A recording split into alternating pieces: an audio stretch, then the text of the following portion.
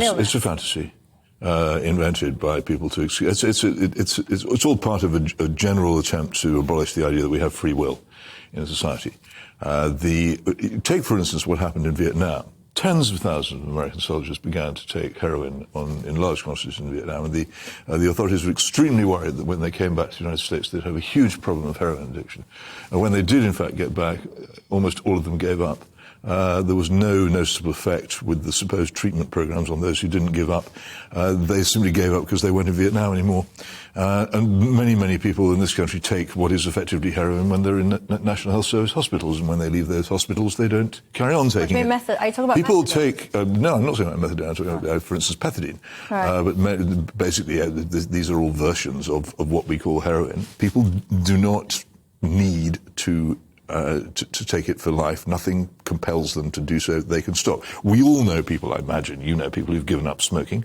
We all know people who've given up drinking. They're extremely hard to give up, but people give them up because they want to. If you tell people they can't give something up, they're less likely to do so. You should interview Anthony Daniels, who also writes under the name Theodore Dalrymple, a former prison doctor. He's extremely interesting on the issue of heroin addiction and on its basic falsehood and the supposedly terrible withdrawal effects which people are supposed to suffer, which are not anything like as terrible as they're portrayed as being. If once we start treating a personal choice in pursuit of pleasure as a disease, we're wholly misunderstanding human behavior. If people who had cancer could give it up by stopping having cancer, they would do it tomorrow. If heroin taking is not a disease, you can give it up.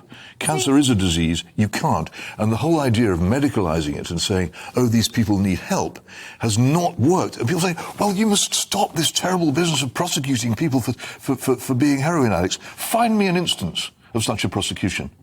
Just find me an instance. There was that singer, alleged, Pete Doherty, went into a courtroom to be sentenced for some previous drug event, and out of his pockets fell wraps of heroin. What happened to him? 2 parts of nothing. There is no punishment. People are not flung into prison for taking drugs. It doesn't happen. The policy that's been followed for years, the methadone heroin replacement policy, for instance, is the policy which is failing, not a completely phantasmal war on drugs, which never took place.